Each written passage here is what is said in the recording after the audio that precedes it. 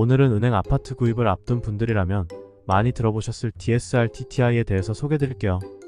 이게 정보를 읽어봐도 좀 헷갈리기도 하고 꼭 알아야 하나 싶기도 하지만 사실 아파트 구입 자금 대출 이용 시 가장 중요한 부분이기 때문에 무조건 알고 있어야 하는 내용이에요. 먼저 단어의 뜻부터 알아보겠습니다. DSR이란? 아파트 구입 자금 대출 DSR은 대출을 받으려는 사람의 연 소득 대비 모든 이용 중인 부채의 연간 원리금 상환액의 비율을 말합니다. 앞으로 받아야 할 잔금 대출의 원리금도 여기에 넣어서 산출을 해야 하죠. 예를 들어 연소득이 1억 원인 직장인이 현재 이용 중인 부채 상환 금액이 연간 2천만 원이라면 DSR 20%가 돼요.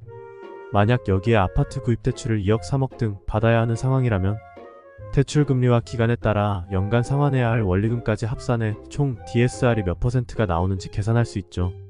현재 은행 아파트 구입 자금 대출 DSR은 40%로 규제가 적용되기 때문에 이미 내집 마련 전 DSR이 20%인 사람은 이번에 매매 시 받을 구입자금 대출의 연간 원리금이 2천만 원을 넘지 않는 범위 내에서만 받을 수 있는 거죠. 참고로 DSR의 연소득 기준은 증빙소득, 인정소득, 신고소득으로 구성되어 있어요. DTI란? 아파트 구입자금 대출 DTI는 DSR보다 약간 완화된 지표로 주담되는 원리금으로 계산하고 그 외 부채는 이자만 적용한 지표를 말해요. 이 DTI는 일반적으로 디딤돌, 보금자리론, 적격대출 등 정부 상품에 적용되는 지표예요. DTR, TTI는 아파트 구입 자금 대출을 받을 수 있는 자격, 조건임과 동시에 얼마까지 받을 수 있는지에 대한 기준이 되기 때문에 나중에 잔금이 부족해 문제를 겪지 않으려면 은행별 금리 비교에 앞서 정확한 DSR, TTI를 확인해야 해요. 구입 자금 관련 모든 궁금증은? DSR, TTI 규제는 소득과 관련된 규제 지표이기 때문에 당연하게도 고소득 사업자 및 직장인 등이 유리하고 주부, 무직자 등 소득이 없거나 적은 사람은 불리할 수밖에 없어요.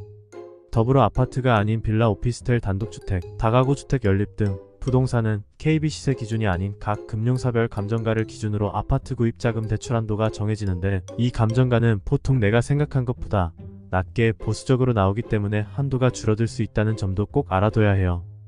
그렇기 때문에 아파트 구입 자금 대출을 이용하기 전 DSR, DTI 확인부터 한 후 1주택자인지 무주택자인지 다주택자인지 아파트인지 빌라, 다세대주택, 오피스텔, 단독주택, 다가구 주택인지 규제지역인지 비규제지역인지 등 조건을 정확히 확인한 후 은행 보험사별 금리 비교를 해야 해요.